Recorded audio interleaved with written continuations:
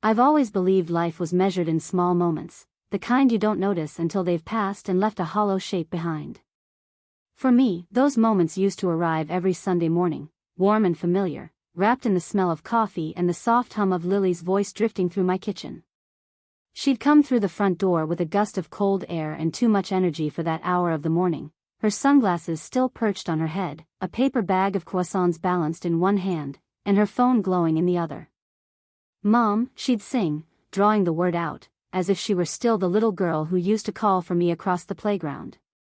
"You made the good coffee, right?" And I always had. 2 scoops more than the bag said, because she liked it strong. A splash of vanilla in the pot, because I discovered once, by accident, that it softened the bitterness, and she'd declared it our secret. We'd sit at the tiny oak table that's been in this kitchen since before she was born, our knees knocking as she showed me snippets of her life, new photos, brand deals, perfectly filtered mornings from her world. We used to talk about everything and nothing.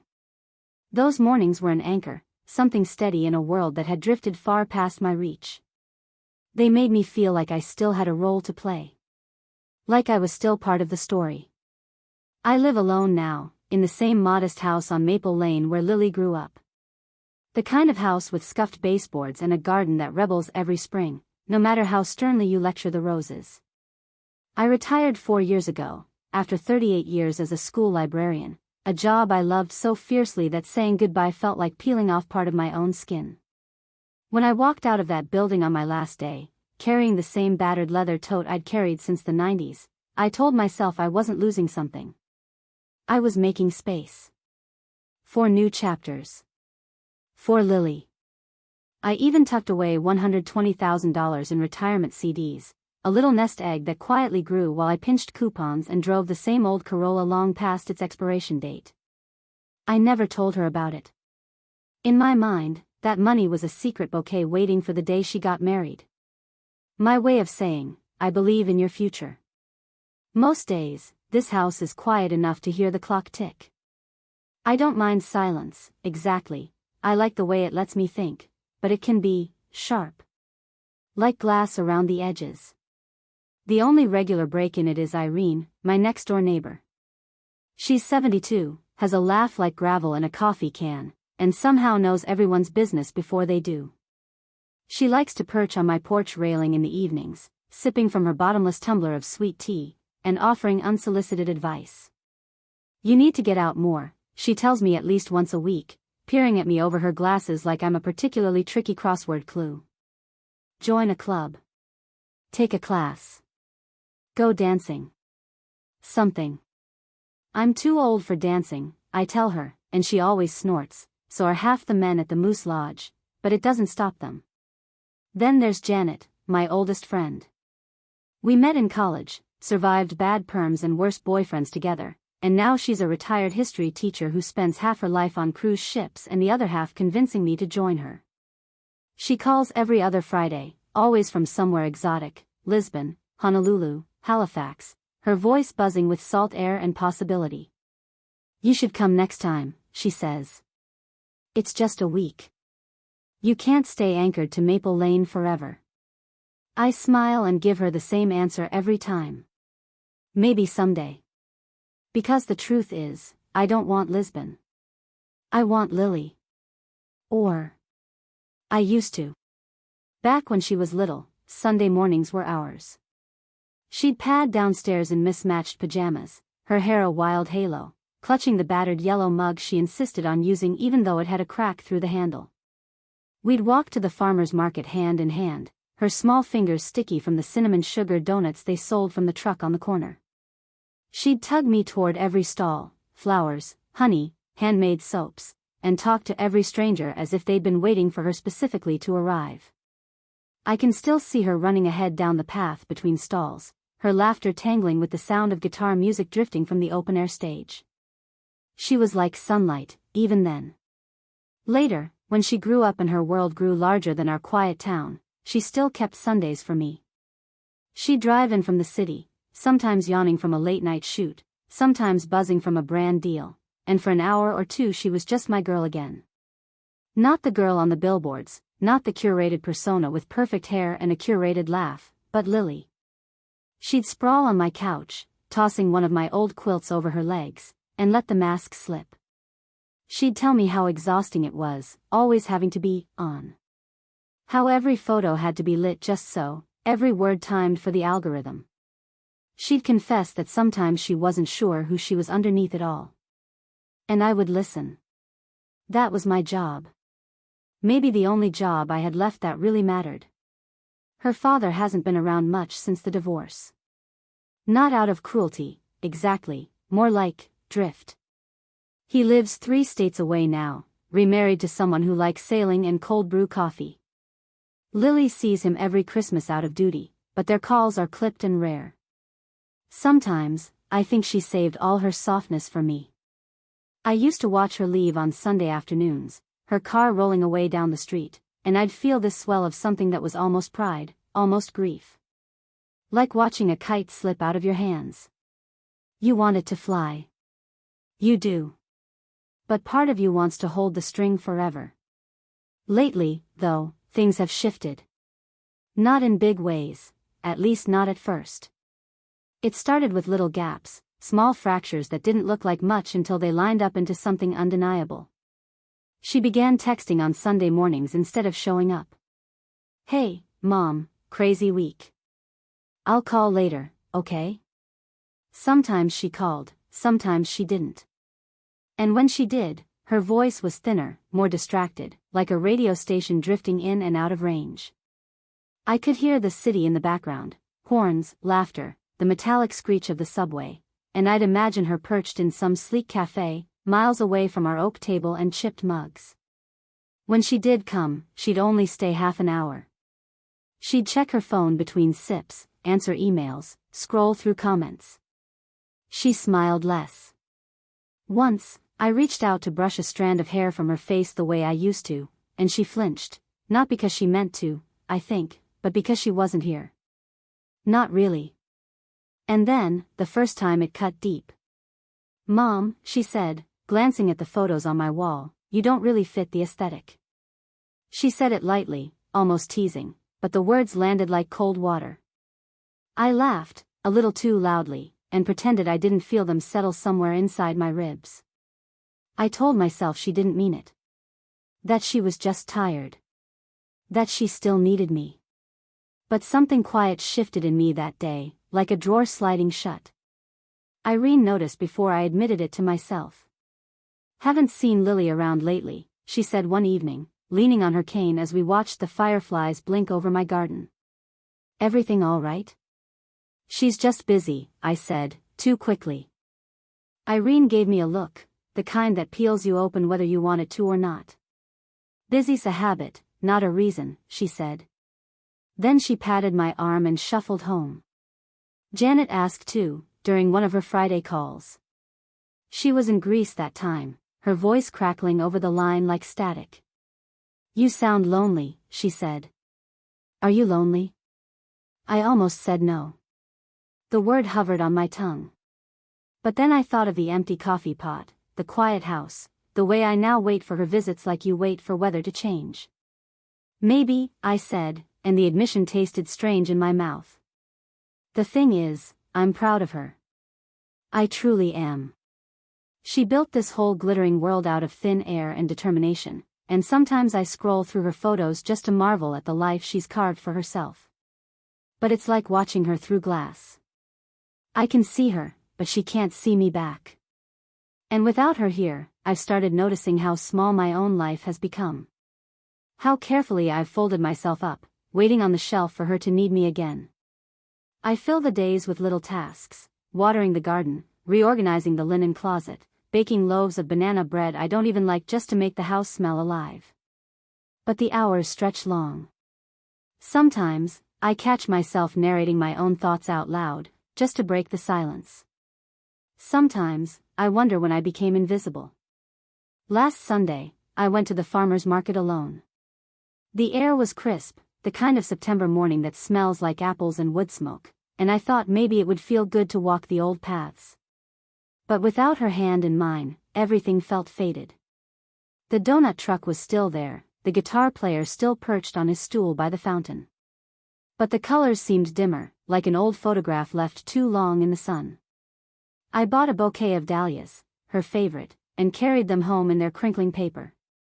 I set them on the kitchen table beside my untouched mug of coffee, and for a long time I just stood there. The house was so quiet I could hear my own breathing. Then I opened the drawer where I keep the old photo albums.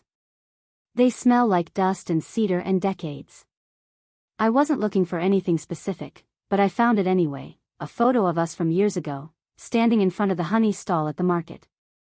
She's wearing a floppy straw hat that kept sliding down her forehead, and I'm laughing, my arm looped around her waist.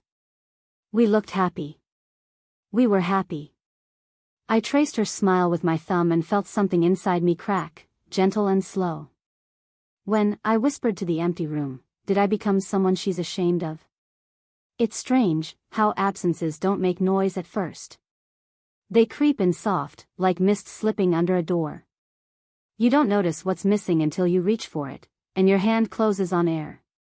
The first Sunday she missed, I told myself it was nothing. She texted at 9:42. Hey mom, can't make it this week, crazy schedule. Promise next Sunday. Love you. I remember standing at the kitchen counter, the smell of fresh coffee curling through the room like a habit, my second mug waiting beside hers. The house felt wide around me, too still, but I told myself it was fine. One Sunday wasn't a pattern. It was just weather. I poured her mug down the sink before it went cold, like it had somewhere better to be. The second Sunday, she FaceTimed me for 12 minutes from the back of a rideshare, her face half hidden behind sunglasses. The car was full of other voices, music pulsing like a second heartbeat. Sorry, Mom, this week's been insane, she said, tossing her hair. I miss you though, seriously. I smiled and said I understood, and meant it, or tried to. She looked beautiful. Tired, but beautiful. But when the call ended, I realized she hadn't asked about me. Not once. By the third Sunday, she didn't even call. Just a text. Filming all day. Love you. It was the love you that broke me. How light it sounded, how casual. Like a reflex. I stood at the window for a long time, watching the maple leaves scatter across the lawn. The light had shifted that week, thinner somehow, like the season was holding its breath. I felt the same way. I didn't tell anyone she wasn't coming. Not Irene, not Janet. I think some part of me believed saying it out loud would make it real. Instead, I set out the mugs again, brewed the coffee, sat at the table like I was waiting for a train that would round the corner any minute. But the house stayed still. Her absence echoed. Everywhere I looked, there she was, only not. The dent her heels made in the welcome mat. The loose thread she picked at on the couch cushion. The sunflower mug she always used, sitting clean and untouched at the back of the cupboard. I started keeping the radio on just to fill the air. And still, she didn't come. The first time I saw her again, it wasn't in person. It was on my phone. Janet had called earlier that morning from Buenos Aires, her voice crackling over the line. I saw Lily's post, she said brightly. She looked stunning. Has she been to visit lately? I mumbled something vague, promised to send her the link later. After the call, I found the post. It was a picture of the farmer's market, our farmer's market, bathed in golden morning light. The donut truck. The flower stalls. Even the old man with the guitar on the corner. But Lily wasn't with me. She was alone, all bronzed skin and perfect hair, wearing heels that would have sunk in the grass if it had rained. Her caption read, "Never forget where you came from. Always glow up from there." Thousands of hearts sparkled under it. I stared until the screen blurred. Because that was our place. Our ritual. Our mornings. But there I wasn't. It felt like standing outside your own house and seeing someone else living in it. That afternoon, I ran into Irene as she was dragging her recycling bin to the curb. She squinted at me over the rim of her sunglasses. Not seeing Lily much these days, she said. She doing okay? I opened my mouth, but no words came. Irene tilted her head, waiting. She's busy, I said finally. My voice sounded thin, like paper tearing. Irene hummed, a low sound that meant she didn't quite believe me. Well, she said, tapping the lid of the bin, don't let her forget where home is. Even the bright ones need a place to land. I smiled like she'd handed me something warm, but it crumbled in my hands on the walk back inside. Because what if I wasn't home anymore?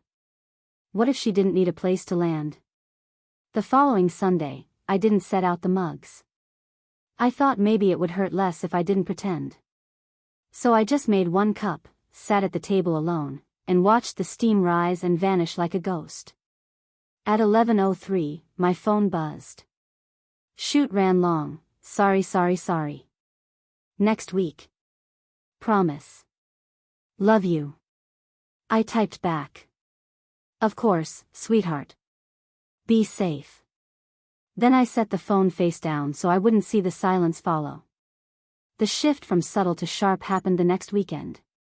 She came by unexpectedly, a whirlwind of perfume and jangling bracelets, sunglasses still on even though it was cloudy. I felt this bolt of joy, sharp and childish, just seeing her in the doorway. Lily, I said, and reached to hug her. She smiled, distracted, already glancing at her phone. I can't stay long. Just picking something up. Still, I made coffee. Old instincts die hard. While the pot sputtered, she wandered the kitchen, her heels clicking against the tile. She paused by the photo wall, decades of our life lined up in mismatched frames, her first day of kindergarten, the science fair, the time she won the county swim meet. Mom, she said suddenly, you don't really fit the aesthetic. I froze, the coffee scoop clutched in my hand. The what? I said, trying to make my voice light. My feed, she said, still scrolling her phone. It's like cohesive branding, you know? I'm going for a more curated vibe. Oh. I forced a laugh. Well, I've never been very curated. She didn't look up. It's fine. It's just, maybe don't comment on posts unless it fits, okay? Like no more using emojis. It throws off engagement. Something in my chest pinched, small and sharp. Right, I said. No emojis. It should have been funny. Once, it would have been. But her words left a thin film over the air, like dust. Like distance. She didn't drink the coffee. She left 10 minutes later, blowing a kiss at the door, already tapping out a message to someone else. I stood in the kitchen long after the sound of her car faded, looking at our old photos on the wall. My reflection wavered in the glass, blurred and soft at the edges. For the first time, I wondered if maybe she was right. Maybe I didn't fit. That week, the questions started. At the grocery store, Mrs. Langley from down the street caught my arm between the canned tomatoes and the soup. Not seeing your Lily lately, she said. She off traveling the world again? Something like that, I said, smiling so hard my jaw ached. At the post office, the clerk asked if she'd moved away. Each time, it was the same bright laugh, the same half-truth, just busy. But each time, it landed heavier, like stones in my pocket. By Friday, I'd started avoiding people altogether. It was easier to let the house stay quiet than to hear myself making excuses. Easier to be invisible than to feel like proof of her absence. Saturday night, unable to sleep, I found myself scrolling her feed. There she was, in all our old places. The farmer's market again, lit like a movie set. The park bench where we used to eat bagels on spring mornings. Even the coffee shop downtown where I took her after her first heartbreak, when she cried into a blueberry muffin until her mascara left smudges on the napkin. She was in every frame. And I was in none. The captions talked about growth, reinvention, becoming your best self. Not about the mornings that held her together when the world was too sharp. Not about the hands that braided her hair or the voice that stayed soft when everyone else was shouting. It was like I'd been edited out of her origin story. I told myself not to take it personally. That this was what growing up looked like. That I had raised her to fly, and flying meant distance. But another part of me whispered, maybe she's embarrassed. Maybe I'm outdated. A version of life she's already outgrown. I looked down at my hands, lined, knuckles swollen from years of shelved books and scrubbed counters, and felt a wave of shame so sudden it made me dizzy. Maybe if I dressed differently. Lost weight. Learned how to contour my cheekbones. Maybe if I spoke the new language she spoke, hashtags and algorithms and brand synergy, maybe then she'd want me in the frame again. But then what would be left of me? The next Sunday, she came by again, for exactly 8 minutes. She didn't sit down. Quick favor, she said, already halfway down the hall. Do you still have those old photo albums? From when I was little? Of course, I said, my heart lifting. You want to look through them? Kind of, she said, flashing a bright smile. I'm doing this glow-up post, like a transformation thing. You know, then and now. Super viral. But I only need the photos of me. Of you, I repeated. Right. Just crop me out if you're in them, okay? It's more cohesive if it's just my journey. She said it like it was nothing. Like she was asking for sugar. Something in my chest went very still. I can do that, I said, and I think my voice sounded normal. But after she left, the album sat open on the kitchen table for hours. Our whole life spilled across the pages, birthdays, beach days, scraped knees, laughter so bright you could almost hear it still. And I was in every frame, smiling, holding her, being her world. I imagined her scissors cutting me out. Just her smile left, floating in blank air. That night, I dreamed I was walking through the farmer's market, but every stall was empty. The air smelled like nothing. When I looked down, my hands were see-through. I woke up with the sheets tangled around my legs and my throat aching like I'd swallowed stones. In the dim light, the house was silent and watchful, like it was waiting to see what I'd do next. Because here is the quiet truth I don't want to say out loud. I am losing her. Not all at once. Not in a way you can name or stop. But piece by piece, the way a shoreline disappears. And I don't know how to hold on without breaking her wings, or mine. Birthdays are strange things after 60. They don't feel like beginnings anymore, more like quiet mile markers, the kind you pass on long drives and only notice because the number keeps climbing. But still, I had wanted this one to matter. It was my 65th. I told myself I didn't care, that I didn't need fanfare.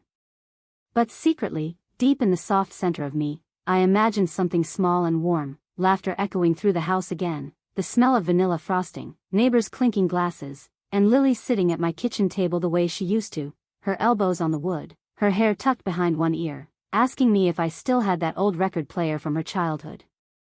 I wanted her to remember that she came from something real. I spent the week before the day fussing over details that didn't really matter, though at the time, they felt like the scaffolding holding the whole thing up. I polished the good silver I never used. Washed the linen tablecloth twice and hung it in the sun so it would smell like June instead of closets. I even went to the florist, something I almost never did, and spent $78 on a bouquet of white lilies and yellow roses because they were the colors she used to draw when she was little.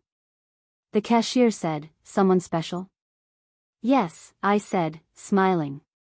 "Very." I baked my own cake, a lemon layer with cream cheese frosting. The kitchen smelled like sugar and sunlight for 2 days. I set out the candles on the counter. 65 little flames, waiting for someone to notice. The morning of, Lily texted at 8:17. "Hey Mom. So proud of you.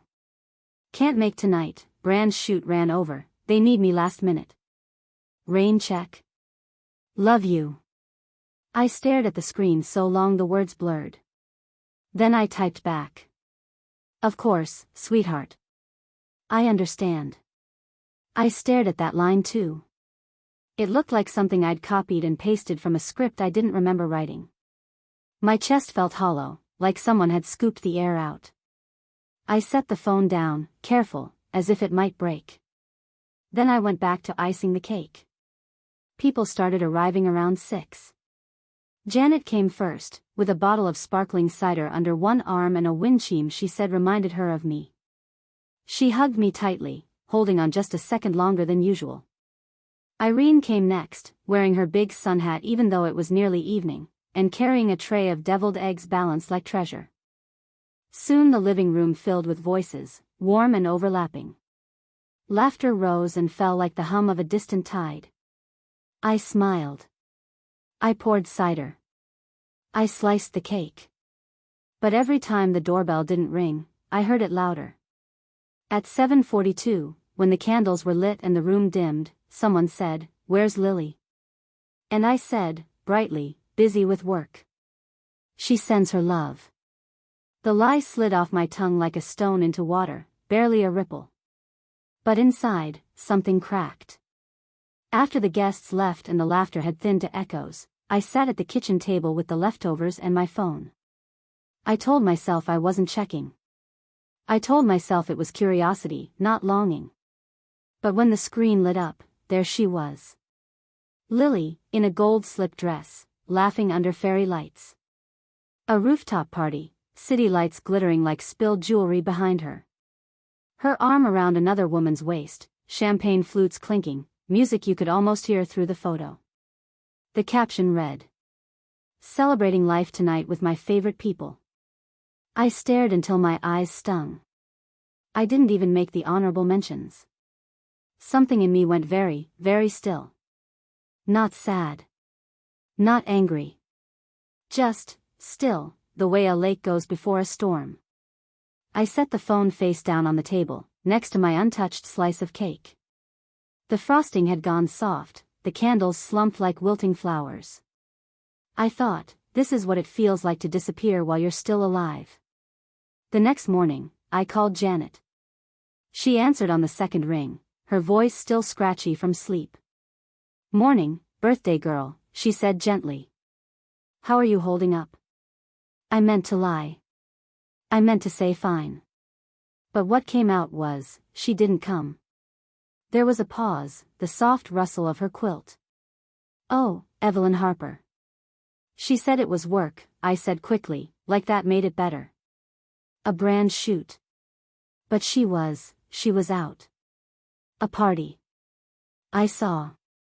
Another pause. Then, "I'm sorry." She used to help me blow out the candles," I whispered. I hadn't meant to cry. The tears surprised me, sudden and hot, slipping down my face and catching on my jaw. "I know," Janet said softly. "I remember." "She's just busy," I said, wiping at my cheeks with the back of my hand. "This is just a phase." "Maybe," she said. "But Evelyn Harper, listen to me. You can't keep rearranging your life around the chance she might show up. You can't keep leaving space for someone who won't step into it." "I'm her mother," I said, too quickly. "That's what mothers do." "Yes," Janet said, "but you're also you. And you deserve more than being an afterthought." Her words landed like a pebble in a pond, sending rings out through me. I didn't know if I believed them.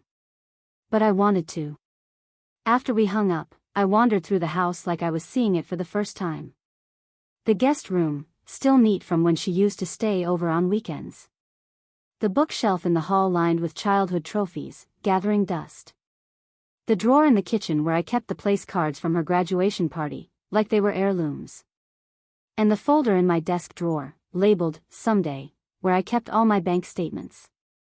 I pulled it out and spread the papers across the dining table, the numbers neat and cold. $120,000 in retirement CDs. Untouched. Waiting. I'd told myself it was for her wedding someday. For her down payment someday. For her life, someday. But someday had become a word without teeth. And in all those years, I had never spent any of it on myself. Not for the trip to Maine I used to dream about. Not for the painting class I'd clipped from the newspaper. Not for new kitchen counters, even though mine still sagged in the middle like tired shoulders. It hit me, sudden and sharp. I had built my whole future like an altar to her. And she hadn't come to light the candles. That night, I opened a fresh notebook. The cover was soft green, the color of new leaves. I had bought it years ago and never touched it, saving it for something important. I wrote the date at the top of the page. Then I wrote, birthday. She didn't come. Said work. Was at a party. Didn't call. Didn't mention me. I stared at the words. They looked small and brittle, but they were real. Proof that I wasn't imagining the emptiness. I didn't write how much it hurt. Not yet.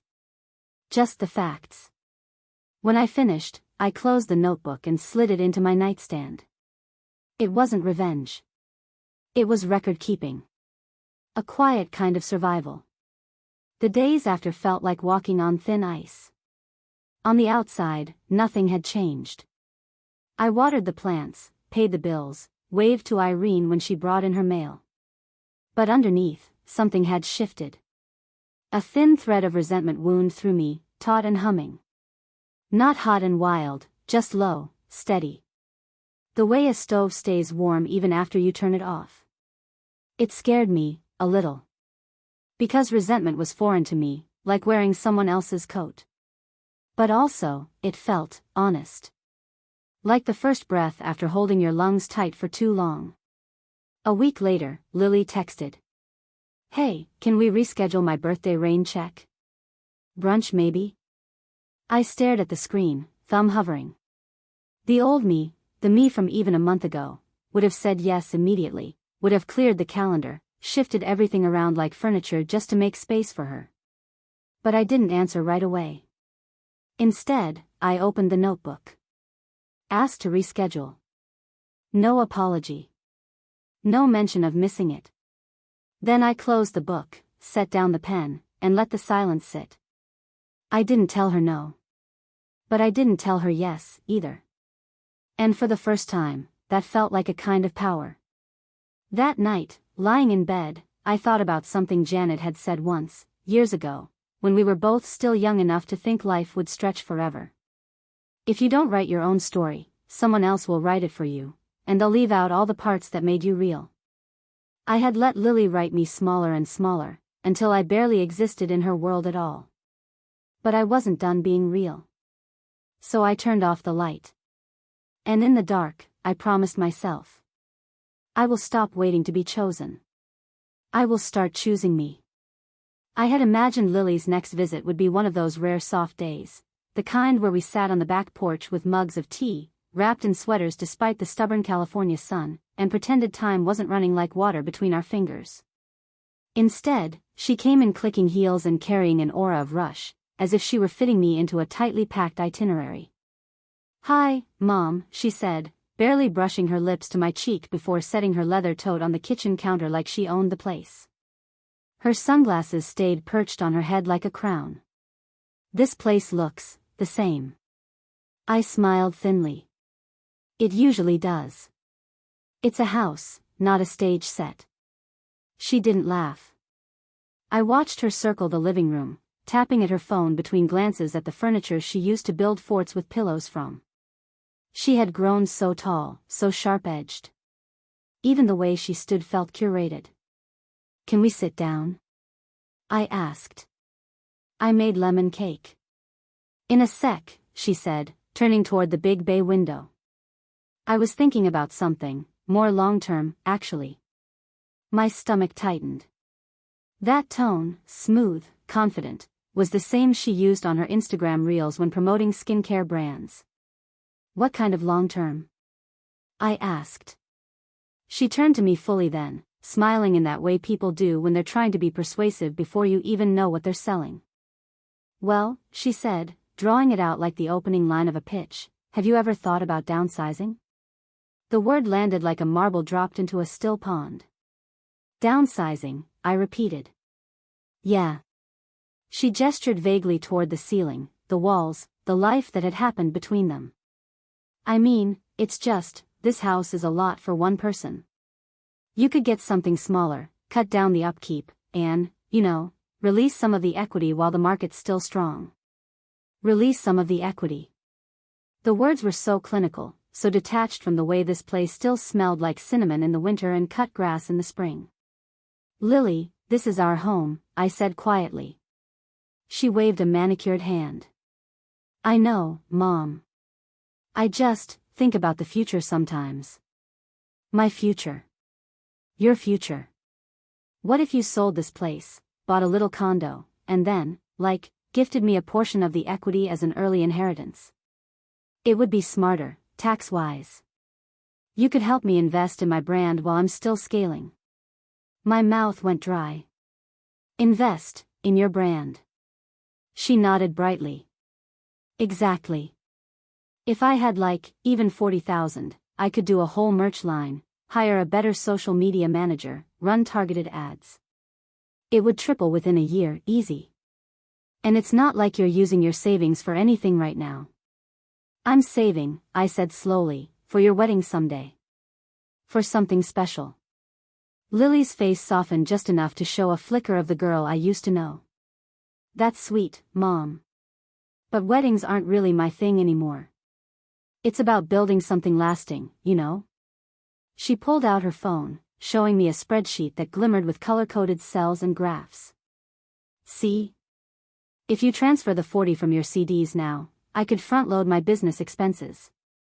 It's better for taxes too. Get ahead of it. Her voice blurred into numbers and acronyms as my ears buzzed. $40,000. The figure sat heavy in my chest, pressing on old fears I thought I'd buried with the divorce papers years ago. I stared at the woman in front of me, the daughter I had carried through colic and heartbreak, the child who used to press dandelions into my palm and say they were gold, and I couldn't quite find her face anymore. Instead, I saw a hungry ambition in her eyes that made me feel less like her mother and more like a dormant asset she was hoping to activate. Lily, I said, interrupting the waterfall of business jargon, why would you ask me this? Because it makes sense, she said simply.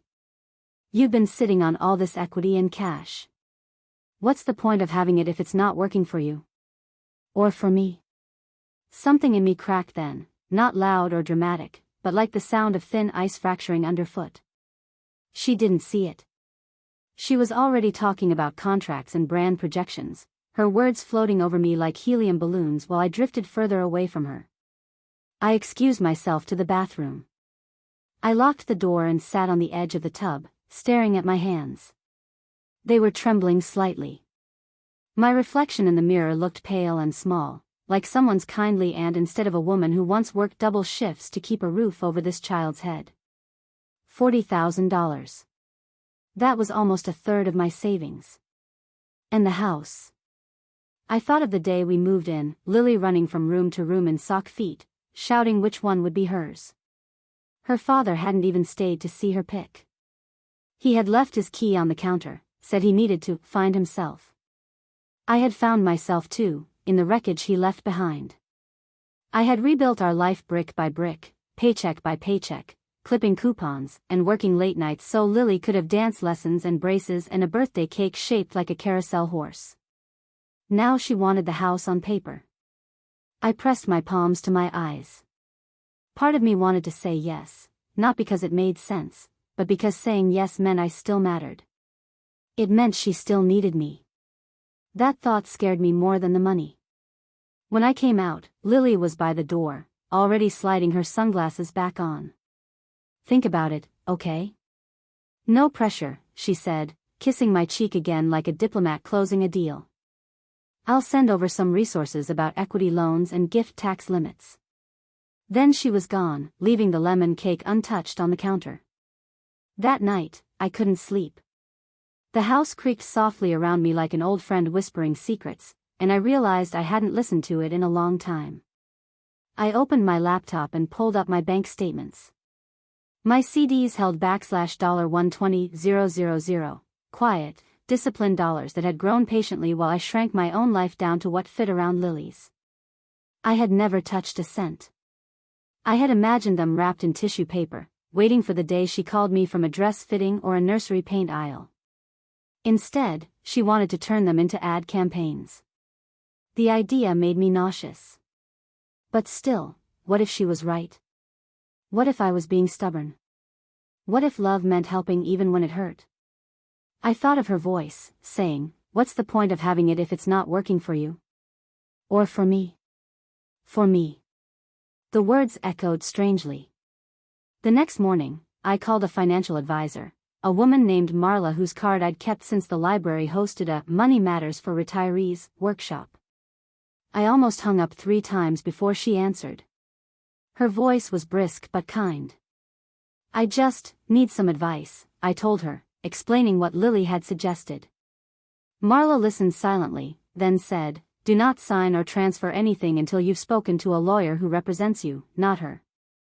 And start documenting every financial conversation you have with your daughter. Dates, times, what was said. Even casual mentions, write them down." "Is it really that serious?" I whispered. "It could be," she said. "Especially if you feel pressured or emotionally obligated. That can cloud judgment. Keep your boundaries clear and your records thorough." After we hung up, I sat at the kitchen table with my old leather journal and wrote. March 17th, Lily asked me to downsize and gift her part of the house equity. Mentioned $40,000 from my CDs, said it would help her brand and be smart for taxes. Said I wasn't using the money. Left without eating cake. Seeing it on the page made it real. And it made me cry. The tears surprised me, not hot, dramatic sobs, but soft and steady, like a faucet not fully shut off. Because the truth was, I had wanted love to be enough.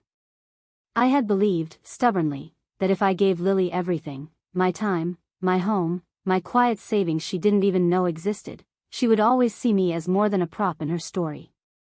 But as I sat in my still house, I realized she didn't see the house as a home at all. She saw it as equity. And she saw me as the gatekeeper to that equity. The betrayal of that, gentle, almost polite betrayal, hurt worse than if she had shouted at me. For the first time, a thought crept in that I had never allowed before. Maybe she doesn't love me the way I love her. It wasn't an accusation. It was just a shape of truth forming quietly in the dark. And it left me hollow. The days that followed blurred. I caught myself flinching at the phone each time it buzzed, wondering if it would be another request dressed as conversation. I avoided the bay window because the sight of the garden made me think of how much of myself I had planted here for her, and how she wanted to uproot it all for a brand. Even Irene noticed. "You're pale, Maggie," she said over the fence while watering her roses. "Are you feeling all right?" "Just tired," I lied. She gave me a long look, the kind only women who have seen too much can give, then handed me a rose stem without thorns. "Don't forget who you were before you were someone's mother." I held that thornless rose all the way back to my kitchen like it was a relic. By the weekend, I knew this wasn't just about money. It was about how invisible I had allowed myself to become, and how much of my identity I had outsourced to Lily's happiness. The house, the savings, even the Sunday rituals, I had built my whole self around being her anchor. And now she wanted to sail away, but only if I handed her the map and my compass first. I closed my journal that night on a final sentence. I am not an accessory. It felt dangerous to write.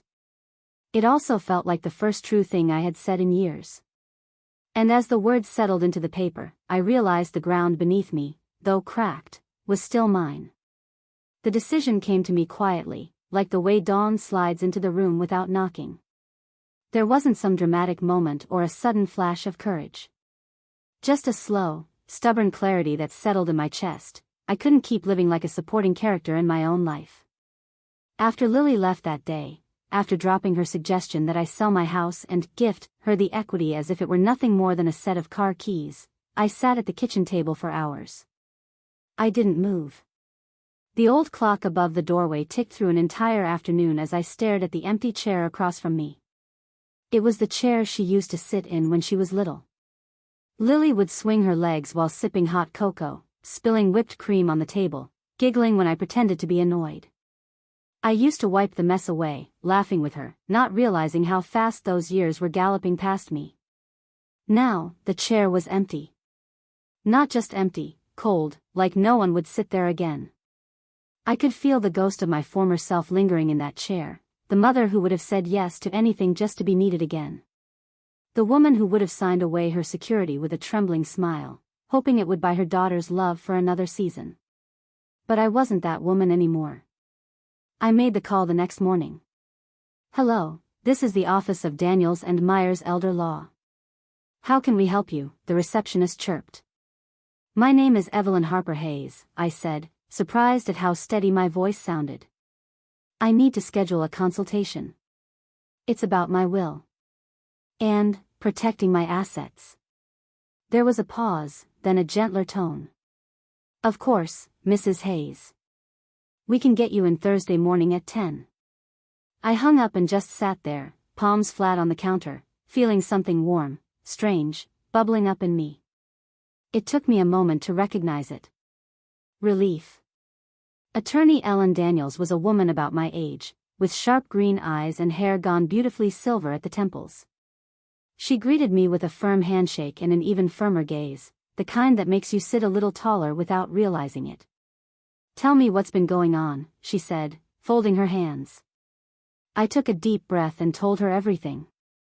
Not just about Lily's suggestion, but about the slow erasure of my place in my daughter's life. About the savings I'd quietly tucked away, $120,000 in CDs, untouched for decades, thinking one day they would help Lily build her future. About how that future now seemed to have no room for me. Ellen listened without interrupting, nodding occasionally. When I finished, she was quiet for a long moment, then leaned forward. "Mrs. Hayes, I'm going to be very blunt with you," she said. "If you give her that money or sign over any part of your home, you could jeopardize your long-term security. And if she's pressuring you, even indirectly, you need legal boundaries in place before this escalates further." "Legal boundaries," I repeated softly. The words felt both foreign and necessary. "Yes. I recommend we do 3 things. First, revise your will to place your assets into a living trust. That way, nothing transfers until your death. Second, remove your daughter as healthcare proxy and power of attorney. Those roles require absolute trust and should go to someone neutral. And third, start documenting all financial conversations from now on. Dates, times, what was said." It felt clinical. Cold, almost. And yet, comforting, in the way a strong lock on the door is comforting. My voice cracked. "I don't want to lose her." Ellen's expression softened. "Setting boundaries isn't losing her. It's protecting yourself. The love you've given her doesn't disappear just because you finally choose to value your own future." I swallowed hard, blinking fast. "Okay," I whispered. "Let's do it." The paperwork took a few weeks to draft. Each signature I scrawled felt like stitching a frayed seam inside myself, mending something I hadn't even realized was torn. When we finished, Ellen slid the final folder toward me. "You're secure now," she said. "No one can pressure you into giving away what you've worked for. It's all locked until you decide otherwise." For the first time in years, I exhaled without feeling like part of me was caving in. The next part terrified me more than the legal work, telling Lily. I practiced in front of the bathroom mirror, holding a hairbrush like a microphone. "Lily, I love you, but I won't be transferring any funds." "No, that sounds too stiff." "Maybe, Lily, I've set up my finances so I can live safely for the rest of my life. I can't give you money for your brand, but I'll always be your mother." I practiced until my voice didn't quiver, until my eyes could hold steady even as imaginary Lily rolled hers. Then I called her. "Lunch on Sunday?" I asked. My treat. There was a long pause, then a flat, "Sure. If I'm free." She showed up 10 minutes late, wearing oversized sunglasses and tapping at her phone as she slid into the booth. "Hey," she said absently. "Cute place." It was the cafe we used to go to after farmers markets when she was small. She didn't notice. I waited until the server left before speaking. My hands trembled under the table, but my voice, by some miracle, was calm. Lily, I wanted to talk about the house. And the money. Her eyes flicked up sharply. Okay. I've met with a lawyer, I said gently. I've set up my estate. The house and my savings are in a trust. Nothing can be transferred until after I pass. And I've named a neutral executor. For a moment she just stared at me, as if she didn't understand the language I was speaking. Then her mouth tightened. You, what? Mom, are you serious? Yes. Her laugh was brittle, disbelieving. You went behind my back to, what, lock me out of my own inheritance? It's not yours yet, I said softly. And it's not about locking you out. It's about making sure I'm safe while I'm still alive. Her cheeks flushed. This is ridiculous. You don't trust me.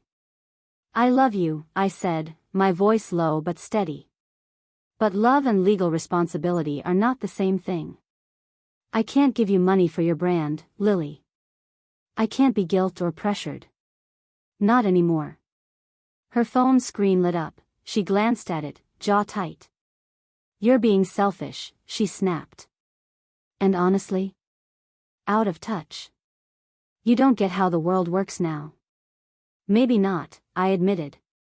But I do know how my world works. And I want to live the years I have left with peace of mind. For a moment, the cafe seemed to still around us. Even the clink of silverware from nearby tables went distant, muffled. Lily's eyes glittered, wet but furious. You've changed, she whispered, as if it were a curse. I had to, I said. I was disappearing. She pushed back from the table so hard her chair screeched. Heads turned. She didn't care. Fine, she spat, grabbing her purse. Enjoy your precious little fortress. And then she was gone, the bell above the cafe door jangling wildly behind her. I sat there long after she left, my untouched coffee growing cold. My hands were trembling so badly I had to press them against my knees to keep from spilling anything. But under the shaking, something else bloomed, something small but fierce.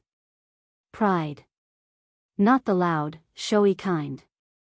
The quiet kind, like the first green shoot poking up through cracked pavement. I had done it. I had finally drawn the line. 2 days later, neighbor Irene appeared at my door holding a plate of lemon bars. Thought you could use a treat, she said, her sharp old eyes flicking over my face. You look like you've been through battle. In a way, I murmured, stepping aside to let her in. We sat at the kitchen table, the same table where Lily had once asked for my house, and I told Irene everything. She listened without interruption, though her eyebrows climbed higher and higher. When I finished, she gave a low whistle. Good for you, she said finally. Took you long enough. I feel awful, I admitted. Like I betrayed her. No, Evelyn Harper. You stopped betraying yourself. Her words sank into me like warm tea on a cold morning. Before she left, she squeezed my hand. Hold steady. She'll spin whatever story she needs to make herself feel better. But the truth always floats back to the top. I learned how right Irene was a few days later. Janet called, voice hushed. Did you see Lily's post? No, I said slowly, my stomach knotting. She put up this long thing about toxic relatives who hoard wealth, and how some people would rather die rich than see their kids succeed. Janet paused. It didn't name you, but, well, people aren't stupid. A dull ache throbbed behind my ribs. Oh. Don't worry, Janet said. Most of the comments aren't agreeing. Some even said it sounded entitled. I think it backfired. And in a strange, bittersweet way, that comforted me. Not because I wanted her humiliated, but because for once, I wasn't the one being silently erased. People saw me.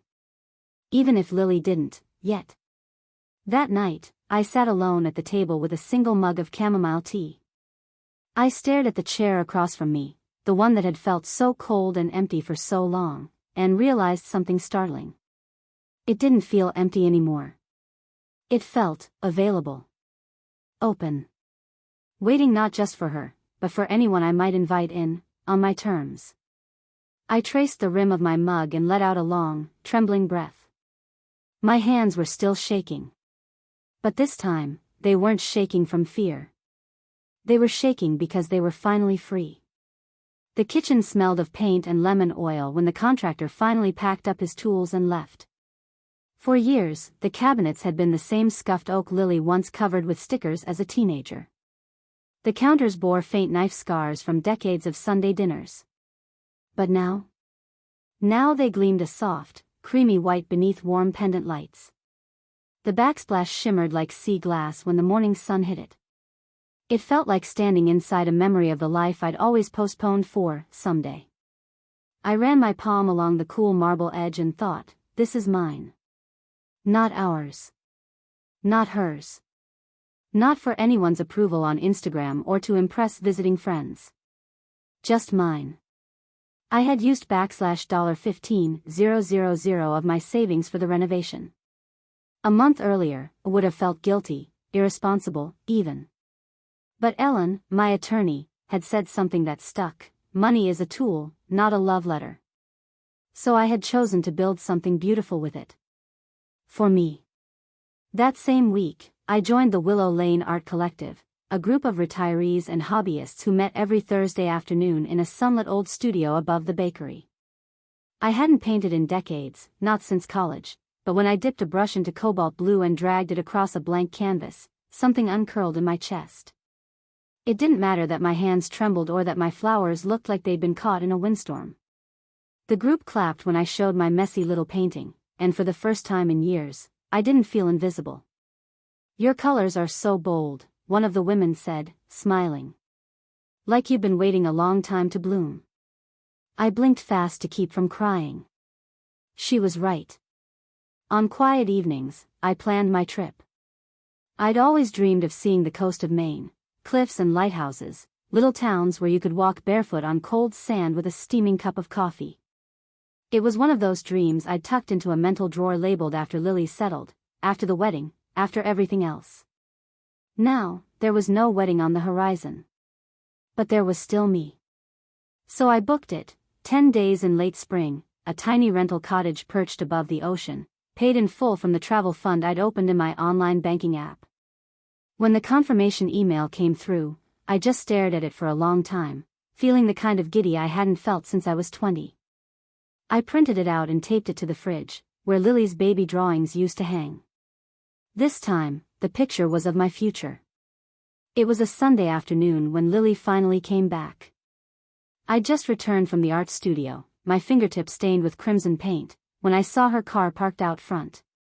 For a second, my chest went hollow with the old instinct to hurry, to smooth myself into whatever version of me she could bear. But I didn't.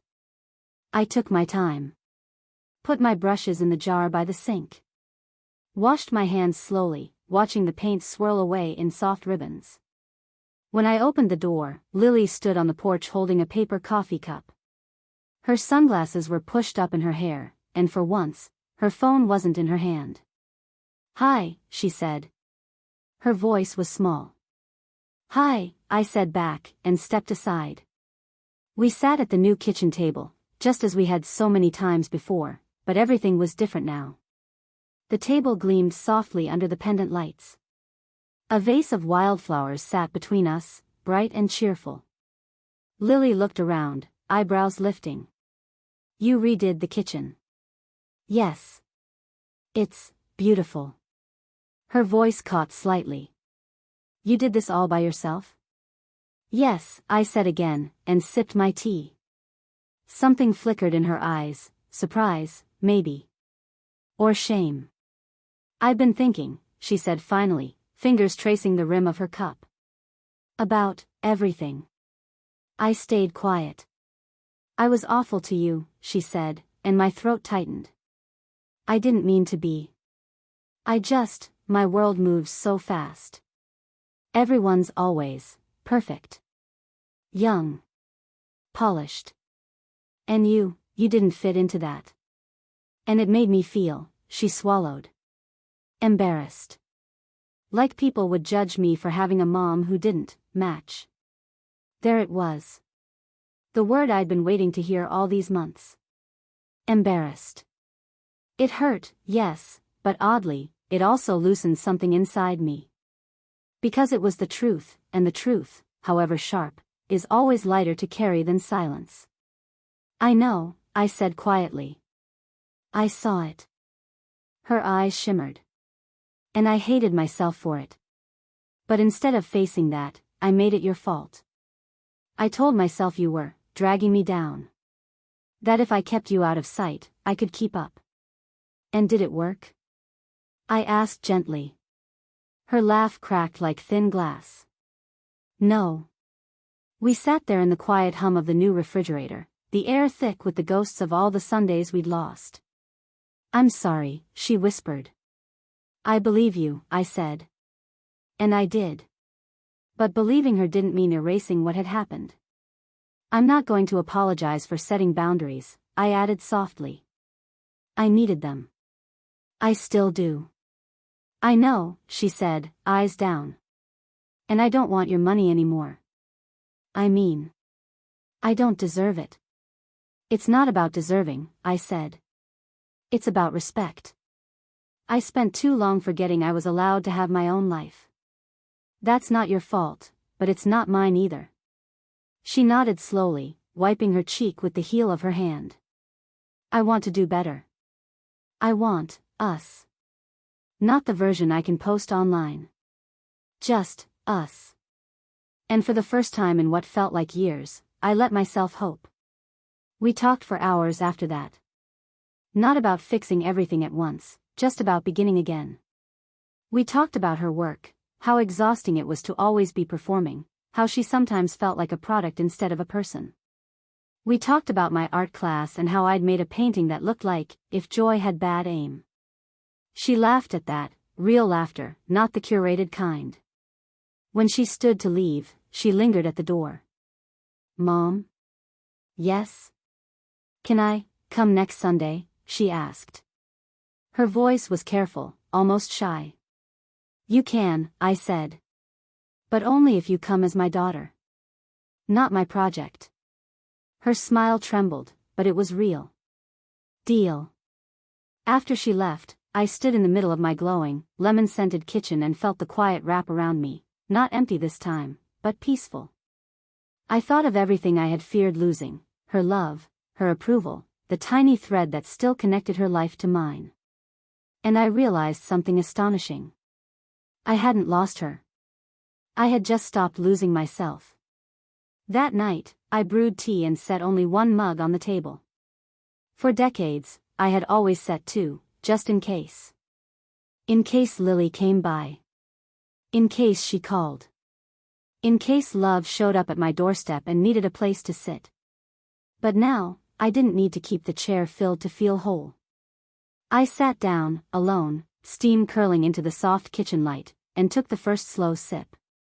The silence wasn't lonely anymore. It was mine. And for the first time in my life, that was enough. If this story touched your heart, don't let it fade here. Share it with someone who might need a gentle reminder that their worth isn't measured by how much they give up for others. Leave a comment with your own experience of reclaiming your voice. You never know who you might inspire. And if you want more heartfelt stories of resilience, subscribe and join our growing community. Every story we tell carries a piece of someone's truth, maybe even yours. Let's walk this path of healing and self-discovery together. Your voice matters here. Your story matters here. Start sharing it today.